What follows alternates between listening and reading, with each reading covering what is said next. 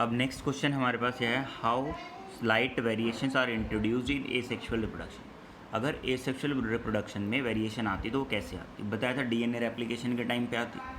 Actual में होता है जो डीएनए की जो कॉपी होती है ना, वो कॉपी ना किसी बायोकेमिकल रिएक्शन की वजह से होती है। बायोकेमिकल रिएक्शंस के थ्रू वो डीएनए कॉपी होता है, डीएनए रेप्लिकेट होता है। अब जो भी बायोकेमिकल रिएक्शन है, ज़रूरी नहीं कि हर बायोकेमिकल रिएक्शन में एग्जैक्ट कॉपी तैयार हो। तो उस बायोकेमिकल रिएक्शन में अगर एग्जैक्ट कॉपी तैयार नहीं हुई है तो क्या होगा, उसके अंदर वेरिएशन आ जाएगा। The replication of DNA in the cell is done by certain biochemical reactions. DNA का रेप्लिकेशन किसकी वजह से हो रहा है? Biochemical reaction which synthesizes more of genetic material. अब ये बायोकेमिकल रिएक्शन क्या करते हैं? सिमिलर, बिल्कुल जैसा जेनेटिक मटेरियल था वैसा ही जेनेटिक मटेरियल बनाएंगे। अब ये वर्ड आ रहा बार बार, जेनेटिक मटेरियल। जेनेटिक मटेरियल एक ऐसा मटेरियल होता है जो पेरेंट से ऑर्गेनिज्म में जाता है और सारे कैरेक्टर्स लेके जाता है। ठीक है, पेरेंट से ऑर्गेनिज्म में जो सारे कैरेक्टर्स लेके जा रहा है दैट इज़ जेनेटिक मटेरियल। वो आगे एक चैप्टर है हेरेडिटी, उसमें पढ़ेंगे। No biochemical reaction can reproduce 100% same result. 100% same result नहीं प्रोड्यूस होता बायोकेमिकल रिएक्शन में। So slight variation come into 2 copies form. जो 2 कॉपी बनी है ना पेरेंट से, तो उन दोनों कॉपीज़ में क्या होगा? स्लाइट वेरिएशन मिलेगा। Due to this 2 DNA molecules formed by replication will be similar but may not be exactly similar तो होंगे लेकिन एग्जैक्टली आइडेंटिकल हों वो ज़रूरी नहीं है। थोड़ा बहुत वेरिएशन मिल सकती है टू द ओरिजिनल डीएनए। जो ओरिजिनल डीएनए है उससे स्लाइट वेरिएशन मिल सकती है। ठीक है, तो स्लाइट वेरिएशन आ गई। अब ये स्लाइट वेरिएशन क्या हो सकता है? ऑर्गेनिज्म में कुछ चेंजेस शो करा सकती है। नेक्स्ट क्वेश्चन आता है हमारे पास, what is the importance of DNA replication. अब देखो, डीएनए रेप्लिकेशन ऊपर हमने पढ़ा, डीएनए रेप्लिकेशन किस चीज़ के लिए रेस्पॉन्सिबल? भाई वेरिएशन के लिए। तो वेरिएशन तो बड़ा इंपॉर्टेंट चीज़ है। क्यों? क्योंकि सोचो अगर हम जैसे 1947 में जब हम आज़ाद हुए थे उसी कंडीशन में हम आज भी रहते, ठीक है, तो वक्त में क्या सर्वाइव कर पाते? नहीं ना। उस टाइम पे आदमी पैदल चलता था, आज पैदल चल के सर्वाइव कर सकता है? नहीं सर्वाइव कर सकता। उस टाइम पे जैसी कंडीशन थी वैसी कंडीशन अब नहीं ना। कंडीशन चेंज हो रही है, एनवायरनमेंट चेंज हो रहा है।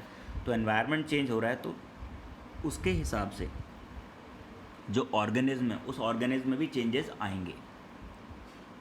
कुछ फेवरेबल चेंजेस होंगे, कुछ अनफेवरेबल चेंजेस होंगे। जिस ऑर्गेनिज्म में फेवरेबल चेंजेस ज़्यादा हैं वो सर्वाइव करेगा, जिस ऑर्गेनिज्म में अनफेवरेबल चेंजेस ज़्यादा हैं वो सर्वाइव नहीं करेगा, वो उसकी डेथ हो जाती है, वो एलिमिनेट हो जाता है। हर जगह होता है, प्लांट में, एनिमल्स में, सब जगह होता है। The characteristics of parent organism are transmitted to its offspring and at the same time some occasional variation are produced in the offspring. तो डीएनए रेप्लिकेशन क्यों ज़रूरी है? डीएनए रेप्लिकेशन ज़रूरी है क्यों? क्योंकि पेरेंट्स से क्या हो रही है? कॉपी बन रही है डीएनए की।